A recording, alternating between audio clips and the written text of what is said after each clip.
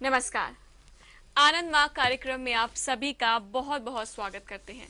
हम सभी जानते हैं कि हमारे मन में बहुत सी इच्छाएं होती हैं, उनको पूर्ति करना चाहते हैं, लेकिन कहना चाहेंगे कि हम सभी में एक ऐसी इच्छा भी होती है कि अपने समाज के बारे में सोच सके, अपने राष्ट्र के बारे में सोच सके। हम सभी चाहते हैं थोड़ा सा योगदान हमारा भी हो। लेकिन अगर आनंद मार्ग की स्थापना की बात की जाए, उसकी स्थापना 1955 में हुई। उनका उद्देश्य भी यही है।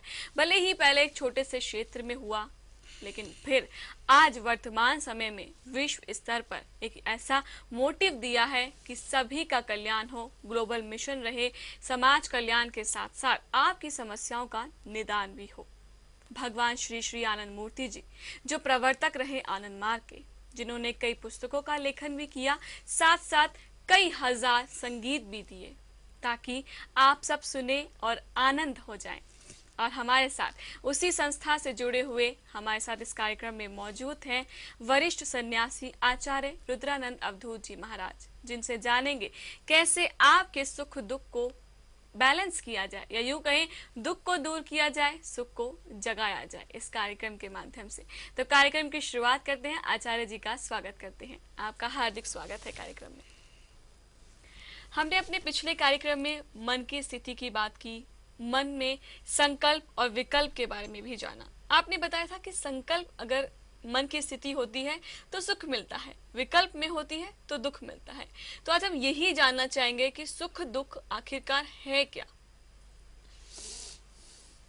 ये सुख दुख मन की दो स्थितियां हैं जी जिस अवस्था में मन अधिक समय तक रह सके उसको कहते हैं सुख, जी। और जिस अवस्था में जाने से मन घबराए उसको कहते हैं दुख। ये तो मन की अवस्था हुई, लेकिन सुख है मन की वो अवस्था जिसमें हमारा नर्वस सिस्टम पूर्ण रूप से रिलैक्स्ड हो जाए। आदमी रोज भोजन करता है जी लेकिन किसी दिन सुस्वादु उसको मनपसंद भोजन मिल गया तो बोलता आज तो भोजन में आनंद आ गया। जी। तो क्या हो गया? वो हुआ कि उसका नर्वस सिस्टम रिलैक्स्ड हो गया, जो चाहता था उसके साथ उसका पैरेललिज्म हो गया नर्वस सिस्टम का, संतुष्टि मिल गई कह सकते हैं। तो संतुष्टि की अवस्था है कंप्लीटली नर्वस सिस्टम का रिलैक्सेशन। ओके। तो जिस अवस्था में नर्वस सिस्टम रिलैक्स होकर के मन को स्थिर कर दिया उस अवस्था को हम सुख कहते हैं, और जिस अवस्था में जाने से घबराए उसको दुख कहते हैं हम। यही सुख दुख है। लेकिन इसका स्वभाव यह है कि इसकी प्राप्ति आदमी को होती है संसार में ही। सांसारिक वस्तु के संपर्क में जाकर के जितनी देर तक मन रहा और अच्छा से रहा उसको सुख कहा। लेकिन संसार का स्वभाव है कि या तो वस्तु वहाँ से खिसक जाएगी या मन ही वहाँ से हट जाएगा, और उस वस्तु में अधिक समय तक मन नहीं रह सकता, क्योंकि संसार का नाम है जगत, चलायमानता इसका धर्म है। संसार की कोई भी वस्तु स्थिर नहीं है। इसलिए जो जिस प्रकार का जिस क्वांटम में सुख चाहता है वो संसार से नहीं मिल सकता है। वो असली में सुख नहीं चाहता, चाहता है आनंद। जी। आनंद है सुखम अनंतम आनंदम। अनंत सुख को ही आनंद कहते हैं, लेकिन अनंत तो संसार में है नहीं। बिल्कुल। तो जो खोज रहा है, जहाँ वो खोज रहा है वहाँ वो चीज नहीं है। संसार एक संस्कृत में शब्द है आलय। जी। जहाँ वस्त्र मिलता है उसको कहते हैं वस्त्रालय, जहाँ भोजन मिलता है उसको कहते हैं भोजनालय, जहाँ हिम बर्फ मिलता है उसको कहते हैं हिमालय, और जहाँ दुख मिलता है उसको कहते हैं दुखालय। तो संसार का तो नाम है दुखालय। यहाँ है दुख और खोज रहे हैं सुख। तो संसार में तो दुख भी मिलेगा सुख भी मिलेगा, लेकिन जितना हम खोज रहे हैं वो यहाँ नहीं मिल सकता है। तो कहाँ मिलेगा? कोई प्रश्न कर सकता है कि भाई मैं खोज रहा हूँ लेकिन यहाँ नहीं है तो कहाँ मिलेगा? अगर इस दुकान में सौदा नहीं है तो कहाँ मिलेगा? तो उसी दुकानदार से पूछते, बोला कि पड़ोस में जाइए खोजिए। जी। तो वो पड़ोस है आनंदम ब्रह्म इत्याहु। आनंद ही परमात्मा है। परमात्मा का नाम एक आनंद है। इसलिए मन के विषय और मन का विषय अगर परमात्मा होते हैं तो उसको जो मिलने लगता है उसको कहते हैं आनंद। ये वो अवस्था है जैसे कोई चूसने वाला आम आप चूस रहे हैं, तो अगर चूसने की अवस्था में अगर वो उसको बहुत अच्छा लग रहा है, कोई पूछता है कैसा लग रहा है, तो आम चूसते चूसते ऐसे ऐसे सिर हिलाएगा, जी। वो बयान नहीं कर सकता, तो आप समझ जाते हैं कि वो बहुत ही आनंद की अवस्था में है। इसको इस वस्तु से, इस आम से बहुत ही रस मिल रहा है, बहुत ही अच्छा लग रहा है इसको। तो वैसे ही जब परमात्मा में जब आनंद लेने लगता है साधक जीव, तो वो आनंदमय उसका जीवन हो जाता है। और ऐसा ही आदमी अपने भी आनंदित रहता है, परिवार को भी ऐसे ही आनंद में रखेगा, समाज को भी रखेगा, देश को भी रखेगा। इसलिए सुख के बदले अगर जीव परमात्मा की तरफ चले, आनंद मिलने लगे, तो सुखमय जीवन और एक आनंदमय परिवार के साथ एक मजबूत भारत का निर्माण हम कर सकते हैं। लेकिन ऐसा क्यों देखते हैं कि मन की चाह जो रहती है वो अनंत सुख प्राप्त करने की रहती है, ऐसा क्यों? क्योंकि जहाँ से आया है मन, उस वो जहाँ से आया है वो तो अनंत है, इसके स्वभाव में है अनंत, इसलिए उसको भूल गया है, इसलिए चाहत अंदर से है, और जब तक वो मिलता नहीं है तब तक बेचैन रहेगा। इसकी चाह का कारण है कि अनंत से आया है, अनंत में जाना चाहता है, तो जाने की वजह से इसका स्वभाव है आनंद की खोज, लेकिन खोज रहा है गलत जगह पर जी। इसको दिशा इसकी बदलनी पड़ेगी। भौतिक चीजों में ज्यादा खोया हुआ है, इसमें भूल गया है कि उसको आनंद चाहिए, खोज रहा है लेकिन भूल गया है। तो उसको याद दिलाना होगा कि बच्चा तुम्हें सुख नहीं चाहिए, बच्ची तुम्हें सुख नहीं चाहिए, आनंद चाहिए। इसी को सही एजुकेशन कहेंगे, बिल्कुल, जिसके द्वारा आदमी को सिखाया जा सके सुख नहीं चाहिए, आनंद। आनंद लो, आनंद का रास्ता खोजो, तब जाकर के आदमी आनंद की प्राप्ति करेगा।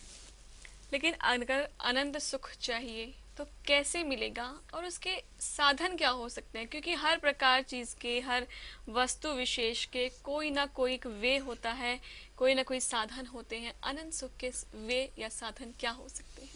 बहुत अच्छा प्रश्न आपने किया। अगर डॉक्टर बनना है तो मेडिकल कॉलेज जाना होगा, इंजीनियर बनना है तो इंजीनियरिंग कॉलेज जाना होगा, तो जहाँ जो चीज़ मिलेगी वहीं जाना पड़ेगा।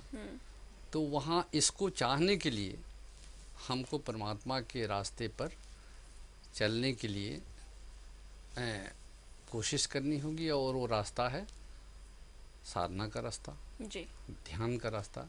ध्यान के द्वारा, साधना के द्वारा हम अपने मन की दिशा बदल करके परमात्मा की तरफ ले चलेंगे, जहाँ उसकी जो चाहत है उसकी प्राप्ति होगी। बिल्कुल, यानी कि अपने जितनी भी दिशा है उसको ईश्वर की तरफ लगाना है। बिल्कुल, अगर अनंत सुख चाहिए, आप चाहते हैं कि एक साधन मिले, एक रास्ता आप सभी के लिए बने अनंत सुख प्राप्त करने के लिए, तो उसको आपको अब छोटा सा काम करना है कि अपना मार्ग जो है ईश्वर की ओर लगाना है।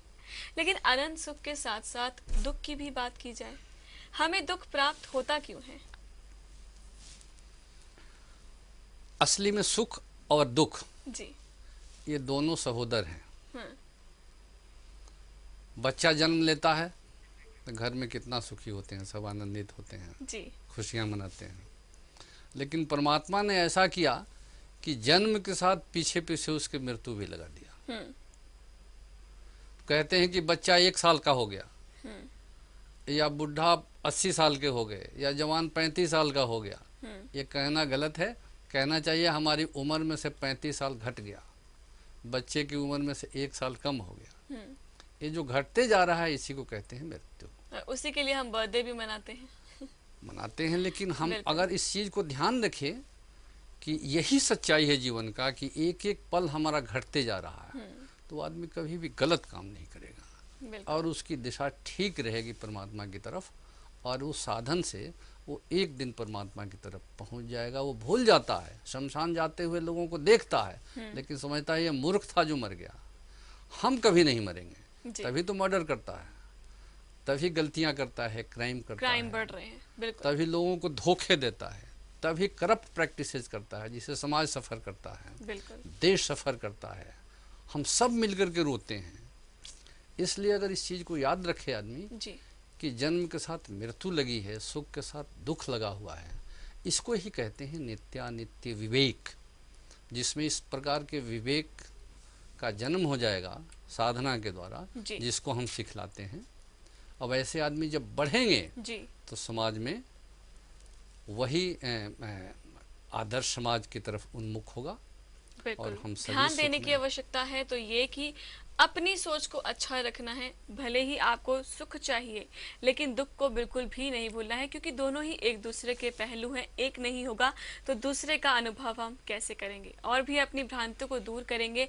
सुख दुख को लेकर बहुत सी बातें जानेंगे। यहाँ लेते हैं अल्प विराम, बने रहिए हमारे साथ, देखते रहिए आपका अपना प्रिय वरदान टीवी।